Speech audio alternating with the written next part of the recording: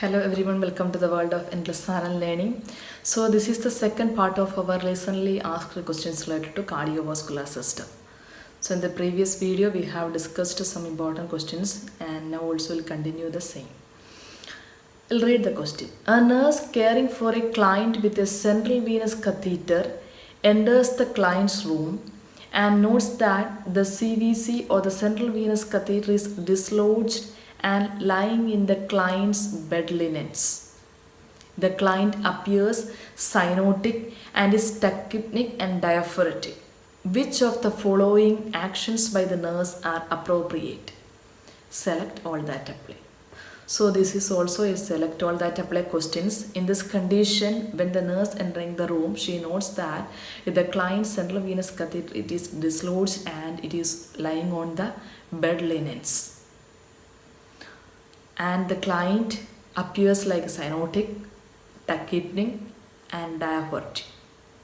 So when the nurse she notices in this scenario what she will do, what all the actions that she should or she is supposed to take as an appropriate one. So that is the question. Does the question is clear? So we know what will happen when a client in this particular scenario or while we are removing a central venous catheter, what might be a complication if we not do in a proper manner. So first we will read the options, then we will see the topic area. The first option says administer oxygen via non-rebreather mask. Second option, apply an occlusive dressing over the insertion site. Third option, assist the client to high Fowler's position. Fourth option, monitor vital signs and respiratory effort. Last option, inform the healthcare provider. I hope some of you got the idea, but still we'll see what does it. So what is the thing coming to your mind when you will listen or when you will see the central venous catheter is dislodged or it's removed by accidentally? Definitely we know that one of the main complications in this scenario is the air embolism, because the air will enter into the bloodstream. Once the air will get into the bloodstream, what will happen?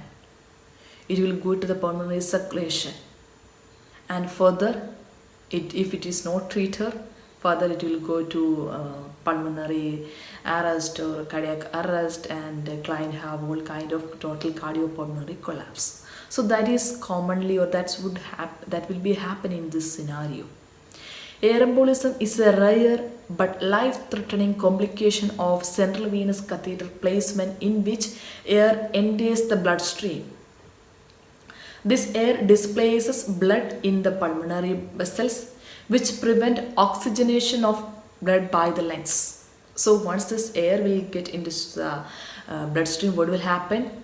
Will not get the oxygenation by the lungs, and the air embolism may occur after CVC removal, sometimes during after or the time of removal, as air can enter into the bloodstream via the open large bore insertion site. We know that how the CVC will insert and how that site there is a space, it's a large bore insertion site, so there's more chance to get inside the air to the bloodstream.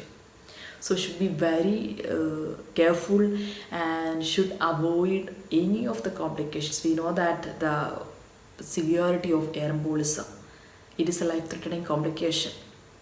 So clients with air embolism can rapidly develop respiratory distress. So in our question scenario, we see that tachypnic, diaphoretic and cyanotic.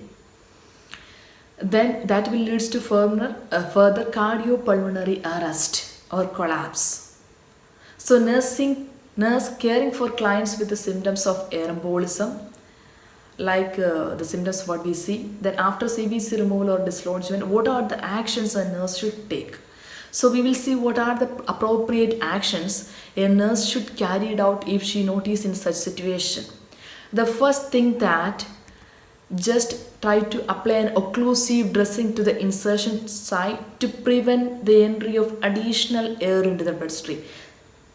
As soon as possible, as fast as possible, put and apply an occlusive dressing to the insertion site. So it will prevent the further entry of air into the bloodstream. Then the second action the nurse should take that administer 100% oxygen via non-rebreather mask. We know that in the respiratory system we have seen that what are the type of mask and how the oxygen percentage will get from each type of mask: nasal cannula, venturi mask, normal face mask, non-rebreather mask. So we know those things. Then the third option, or the third action the nurse should carry out, is that position the client in a left lateral Trendelenburg position. So how the Trendelenburg position? See this picture. In this picture you can see the client in a Trendelenburg left lateral position. What is the benefit of this position? See the picture you can see the air will be trapped in the left ventricle, the upper part of the left ventricle, because of the gravity. So this position will prevent the air to enter into the pulmonary circulation. We know that what will happen if we enter into the pulmonary circulation. So preventing that, we have to suddenly place the client in a left lateral Trendelenburg position. This is very important. In our question we say that high Fowler's position. That is wrong. If we put the client in a high Fowler's position, what will happen? The condition will be more worse. It will increase the respiratory distress because the air will enter into the pulmonary circulation and the problem will be much worse. So the best position is that left lateral Trendelenburg position. Then what is the next step the nurse should do? Continuously monitor the vital signs and the respiratory effort to identify the changes in the client's status, and she should notify the healthcare provider immediately. So these are some of the important immediate actions, appropriate actions a nurse should carry out if she notice a client CVC is dislodged. So our answers are option 1, option 2, option 4 and option 5. Option 3 is high Fowler's. We should not provide high Fowler's position. That's why we eliminate that option. So 4 options are correct, 1 option is incorrect. Is that clear? Let us move to the next question. During assessment of a client who underwent a coronary artery bypass graft 10 hours ago, the nurse notes that the amount of drainage from the mediastinal chest tube has decreased from 100 ml to 20 ml over the last hour. Which of the following nursing actions is appropriate? So, during the assessment after the coronary artery bypass graft CABG, like around 10 hours ago, the nurse notes that suddenly the mediastinal chest tube drainage has decreased from 100 to 20 for the last hour. So why it decreased? So how the nurse will identify, or what is the appropriate action the nurse will take, or the initial action that the nurse will take in this scenario? That is the question asked. The option says auscultate the client's heart sound. Option 2, notify the client healthcare provider.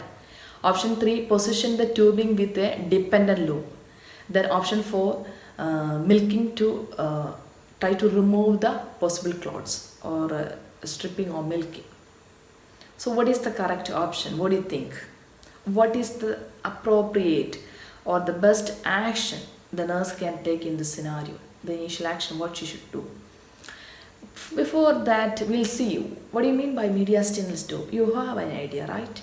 It is the tube that we usually use to drain air or fluid from the mediastinal space or the pericardial cavity. So if in any chance there is an obstruction or any clot, the normal flow of this fluid or the drainage will become decreased. So when it will decrease, or due to an obstruction or clot, what will happen? The fluid or the pressure will be excess will be in the pericardium. So if there is more fluid build up in the pericardium, what will happen? Cardiac tamponade. That is the life-threatening complication of this situation. So cardiac tamponade is a life-threatening form of obstructive shock marked by decreased cardiac output and eventually obstructive cardiac arrest if we not treated in the proper time. So that is the complication. So we know what is the mediastinal tube and how why the fluid is decreased suddenly. What is the reason? Might be an obstruction or clot, and once the obstruction or clot will happen, the fluid will be excess in the pericardium. So the pericardium will the fluid excess will cause the cardiac tamponade. When the cardiac tamponade, what will happen? See, the heart will be like obstructed. So what is the sign? Muffled heart sound or the distant heart tones. Then pulsus paradoxis, hypotension. So these are some of the common manifestation of this situation of the cardiac tamponade. So now we will see what is the answer. The option 1 says auscultate the client's heart sound. Yes, that is our answer. Why? When we see, okay, we understand this is the mediastinal tube and this will happen, okay, suddenly the fluid will decrease. So the fluid, where it will build up? In the pericardium.